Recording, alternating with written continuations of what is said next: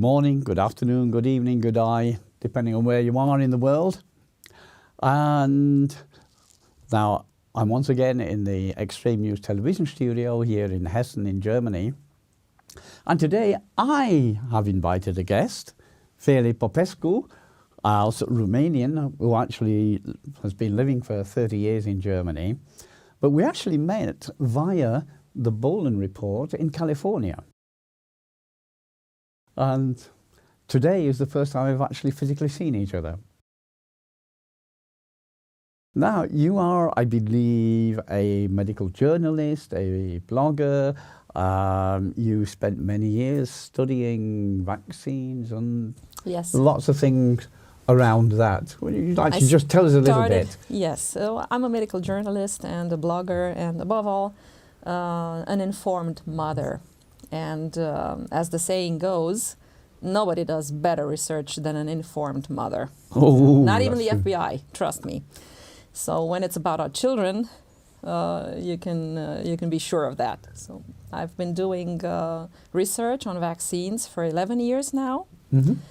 And because at first I had to decide for my child to get him vaccinated or not. And this is how I discovered the whole world of, let's say, misinformation and brainwashing and everything that the mainstream sources were not saying. Yeah. And then I started translating various medical articles and articles written by doctors and biologists. And my mentor is a German biologist called Dr. Stefan Lanka. And I've read all his books and all his articles and his newspaper, his magazine that he's publishing. It's called Wissenschaft Plus. And I've also published articles in his magazine, Science magazine. And he is, to me at least, the most honest scientist that I know.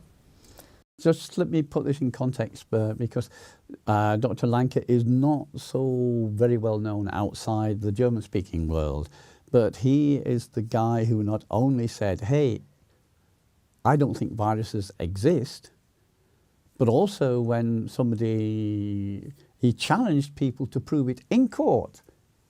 Do viruses exist? And if so, they can win €100,000, which is about $115,000, or £85,000.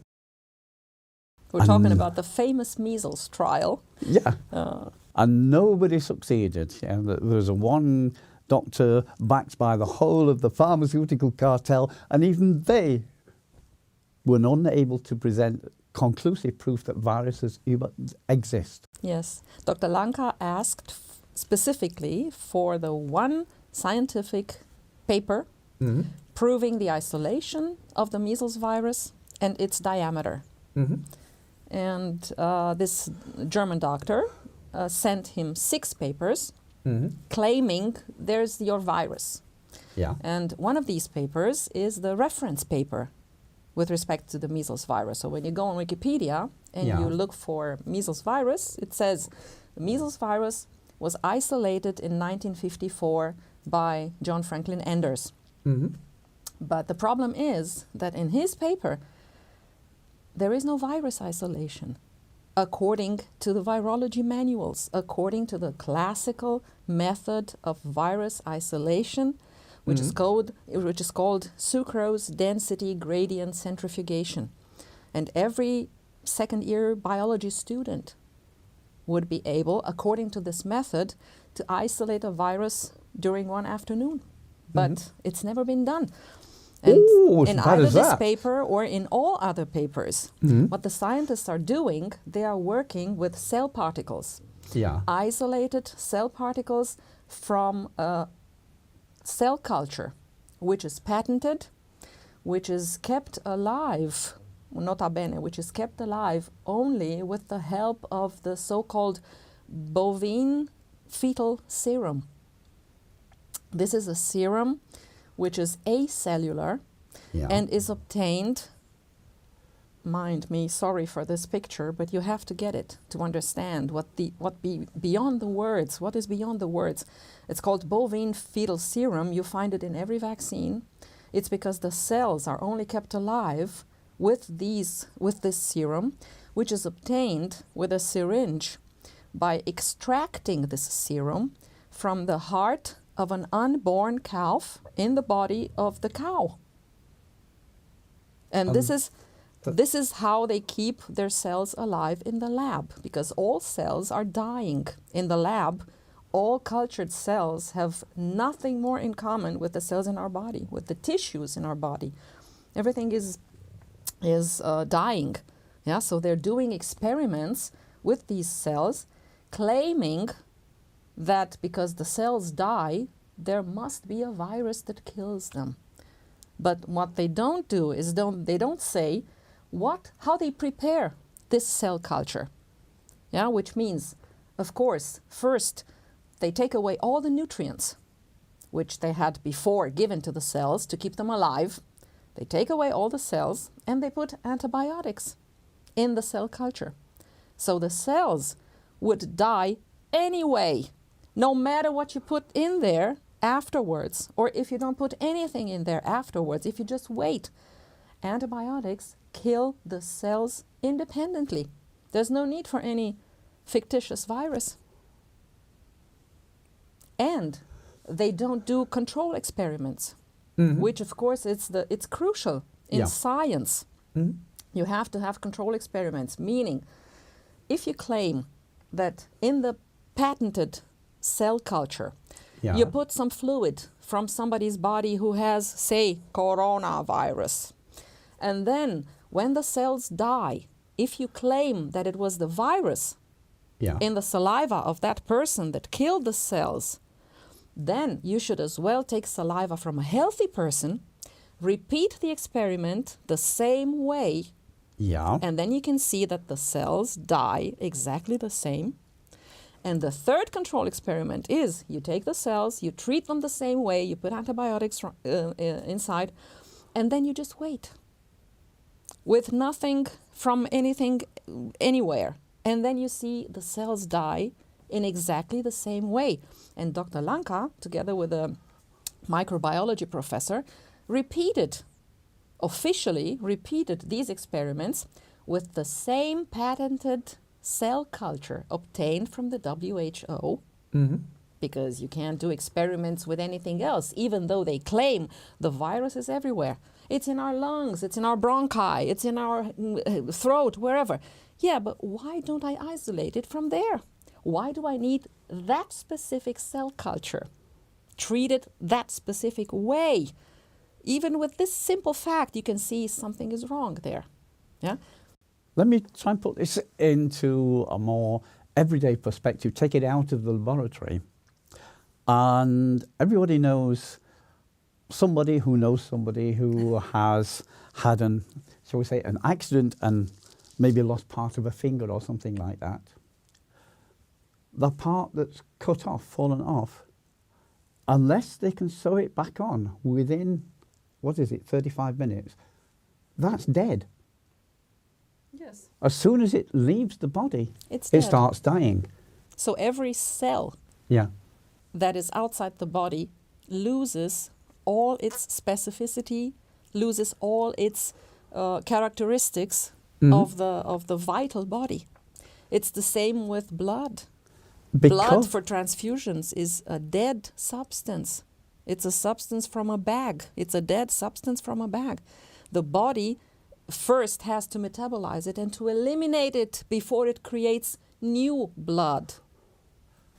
It's like, as any biologist will tell you, such as Professor Bruce Lipton, this isn't a random collection of cells. It's a highly organized community of 70 trillion cells. And once the connection to the community has been lost, then the ordered processes stop. It goes random and dies. Exactly. And it's not only a community of cells, but it's a community of bacteria. we have in our body 10 times more bacteria than cells. Yes, I Means know. we are guests in a body of bacteria. And now imagine everything that is given to the body in the meaning of antibiotics. Even the word shows you anti-bios, against the life, against life. So why would I want to give my body something that is against what is alive in me? Why would I want to destroy something which is in me? I mean, it's been known since Pasteur that bacteria are not the causes of illnesses. He was experimenting in the lab, and he saw that in a tissue full of oxygen, bacteria were not multiplying. They were doing nothing. They were really harmless. Yeah, they get in action first of all at the command of the brain. There's nothing going on in our body without the brain ordering it and controlling it. Yeah, this is what we have to know. So Pasteur knew that bacteria don't cause any disease. His main opponent at the time, Professor Béchamp, who had already published a lot of things on pleomorphism and something like that, and they knew that bacteria don't cause disease. This is why Pasteur had to postulate something smaller than a bacteria. Oh, if the bacteria don't cause disease, it must be something smaller which gets through the filters, something that we don't see. It's invisible, but let's call it virus. I think the name came later than Pasteur, from a Dutch biologist, according to research I've been done. But Pasteur was the one who cemented the dogma. Yeah, well, he says in his memoirs, which were sealed in a safe until the last of his children died, he said he falsified many of his results in order to sell this postulate. Yes, I've read the book. It's by Professor Gayson from the Princeton University. And he researched for 10 years the private books of Pasteur, and then he came out in 1995 and published the book The Private Science of Louis Pasteur. Yeah, and how, like we say it ironically, at that moment a bag of rice fell in China. Nothing happened in the world of science. I see what you mean. He was a plagiarist. Yeah. He was a fake. Yeah. Nothing happened. Even somebody said in the Süddeutsche Zeitung, there was an article saying, yeah, Professor Gayson's book and Pasteur cheated a little bit here and there, but it was great that the great scientist relied more on his intuition than on his experiments. And I say, excuse me, no, I can't buy that. No, yeah? He lied. He lied. He faked his experiments. And that's why Béchamp was so annoyed with him. Yeah. And I think my personal opinion is that Béchamp was so convinced he was right that he reincarnated as Gaston Naisson. Oh, yeah. Invented the somatoscope. The somatoscope, yes. Which made it for the first time possible to view living viruses. Not viruses, but living cells. Yeah, and the bacteria in the blood. Yeah. The way they act. But living structures made it possible to view things as small as viruses living. And 30 years later, they still haven't found any. Yeah.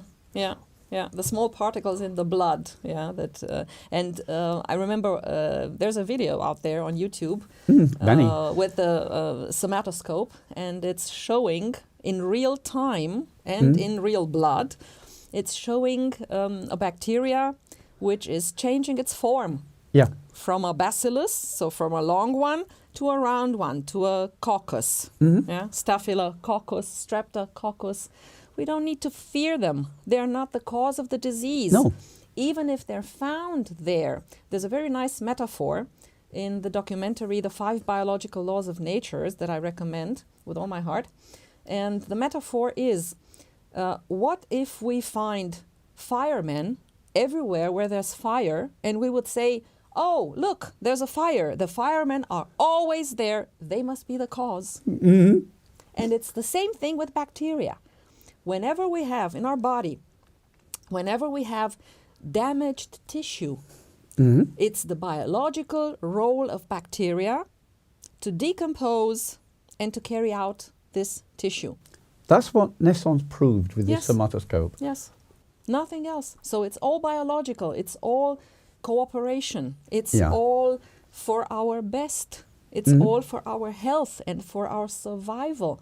In biology, it doesn't work like war. I mean, this good, bad, somebody's attacking us, and we have to poison whatever is vital in our body. I mean, why would I want to destroy myself like that? It's suicide in rates. Why would I want to do that? Yeah. I have no answer to that question.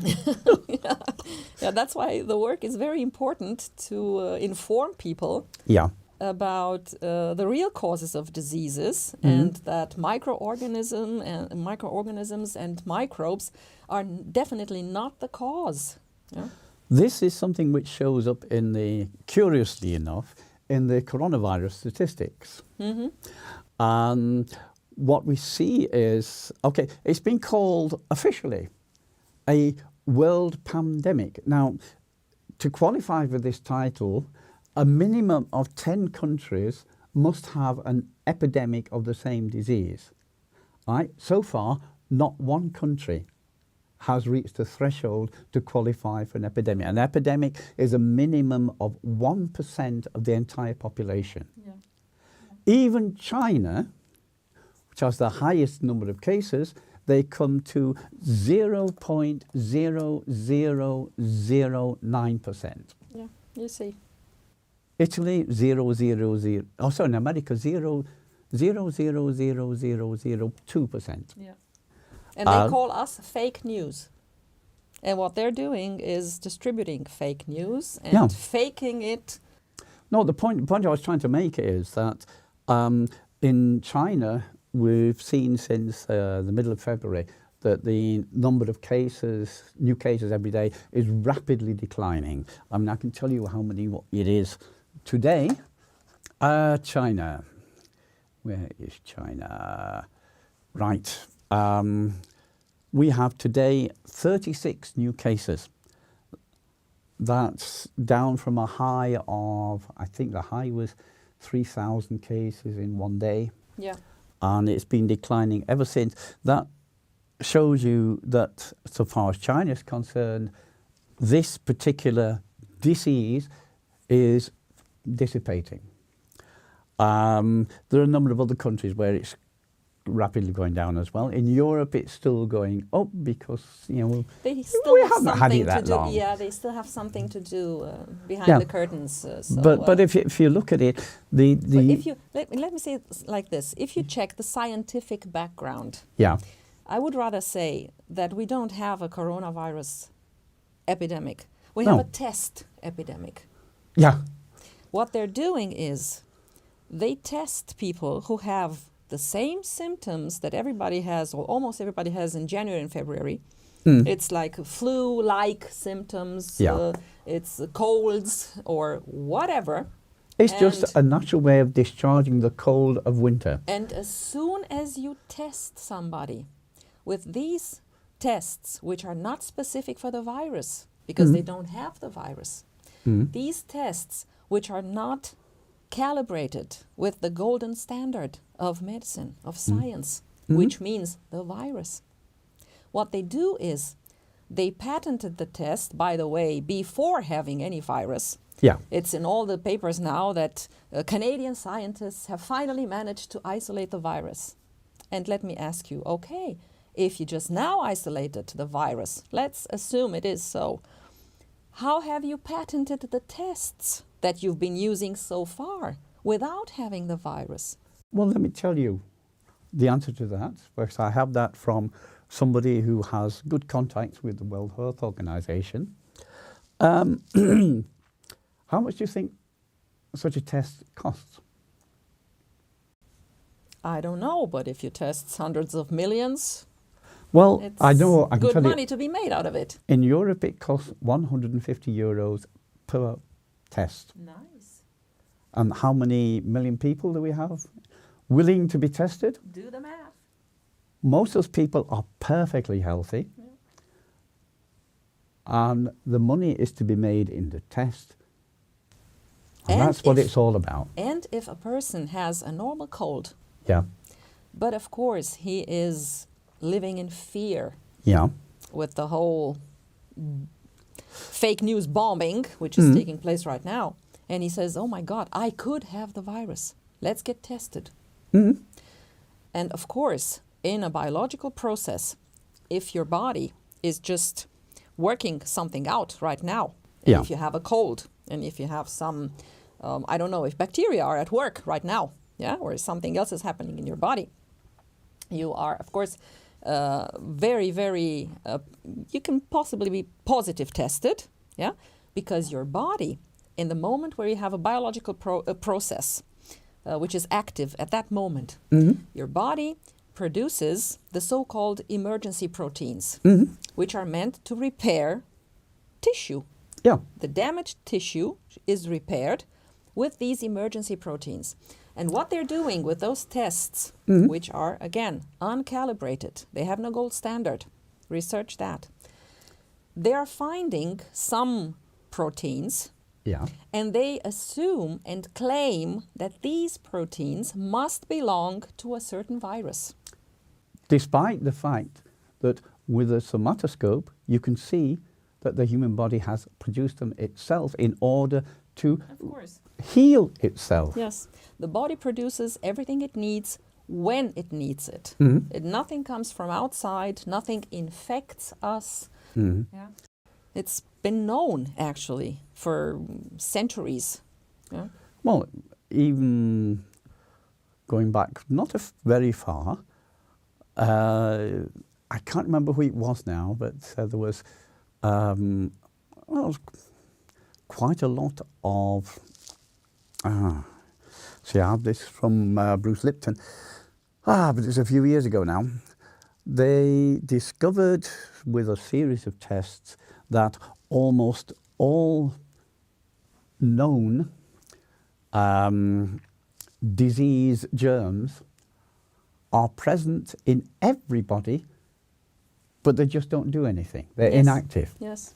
Yeah, because So we are a body made out of bacteria. So nothing comes from outside. Of course. It's all internal. Yes. And it's everything at the control, at the command of the brain. Yeah. And it's all to help us survive. Because imagine you have somewhere in your body, you have damaged tissue. Yeah. Yeah, following an emotional conflict, which when it strikes, starts a biological conflict. And as soon as tissue is damaged, when the body enters into the repair phase, this tissue must be decomposed and eliminated. Exactly. This Yeah. explains the coughing, for instance. Yeah. These are dead cells at the lung level, bronchi level, that the body doesn't need anymore. So they need to be decomposed and coughed, eliminated. So how do you eliminate them? Through coughing. It's a natural process, and it's a healing phase. Just like skin rashes Yes, it's a reparation process. or diarrhea in intestinal cleaning. Of course, of course. The body eliminates everything that it doesn't need. Yeah. Yeah, the body is the supreme intelligence. One cell in our body is more intelligent than the whole doctors and the whole experts on the whole planet. One cell. Yeah? I mean, they weren't even able to replicate mother milk. They have all the ingredients and they couldn't replicate it. So, excuse me, science. Bad luck. Yeah?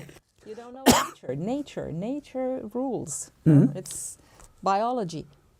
Yes, we need to move away from this chemical fabric. Yes. Back to living in accord with who we are and where we are. We are the laws of nature. We are the custodians of this planet, Yes. and this planet feeds and nurtures us. Just let it happen. And And we are much more than that. I mean, we are not matter. We are energy and vibration, and everything in life is about keeping this energy and multiplying it. Mm-hmm. So nothing in biology is about destruction. Nothing is about war. We don't have to be anti-anything. Mm-hmm. We have to be pro-life. Exactly. And when we see that somebody is trying to scare us into something, when we see that somebody is trying to make us fear something, then we can know, okay, there's the lie. Yeah. There's the lie. As soon as, just a small example, when we took our son for the first vaccine-related visit to the pediatrician, the first thing she told us was, well, I saw a baby which died because of, I don't know what vaccine was modern back then. You know the story. Every doctor knows a child who died from a vaccine-preventable disease, blah, blah. And I said, okay, but I also know a baby whose liver almost exploded after the hepatitis B vaccine. But excuse me, I can identify that you're trying to scare me. Yeah. And this is no basis for a rational decision. If you go and talk science, okay, I'm all ears. But if you just try to scare me, this is no adult conversation. Yeah. This is brainwashing. This is manipulation. Yeah. I don't fall for that, sorry. Yeah, so she was quiet. But how many people have the courage or the self-confidence to do that? Well, the self-confidence comes from knowledge. From information and knowledge. Knowledge is power. Yeah. You have a couple of books to recommend. Have you got the titles in your... Well, there were the German books that I read. Oh, they're not available in English? There are a lot of English books to be read. I don't know, it's now any title. Well, maybe you can research them and then we can just blend them in. I will give you the, yes, afterwards. I will give you, definitely, I will give you the titles. And of course, there's this very important documentary, which is a must-see. It's called The 5 Biological Laws of Nature. It's a German documentary, but it has English subtitles. And it takes 4 hours. Oh. But let me tell you, it's only 4 hours. This is the shortcut to get out of fear, to get out of the matrix, to get rid of all the brainwashing, to change your perspective, to change your value system. Yeah, and it's a must-see. Without that, you can't start. You can reboost your knowledge material. So, okay, what I will present here is my own book, Tyrannosaurus Pharmaceuticus R.I.P., which is, the story of what pharmaceutical medicine is, where it came from, and why it's a complete dead end. Apart from one thing which came out of it, the homeopathy. Homeopathy is the most advanced form of medicine. And aromatherapy, together, both of them. Yeah, but the thing, what did Hahnemann do, who, the father of homeopathy? He separated the small amount of goodness in a medicine, he separated it from the toxic carrier and then just gave the bit that works. And that's why pharmaceutical industry is trying to destroy homeopathy, because their business is selling chemicals, drugs. Not but you healing. Know, the ironic thing is that even the pharmaceutical drugs are based, theoretically, on one active substance from a plant. Yeah. But the tragical thing is that the scientists take this active substance, this active molecule from the plant, they give it to the chemist in the lab, and they say, okay, now you have to recreate this substance synthetically, because we have to patent it and we have to make a drug out of it. So it's something synthetic, unnatural.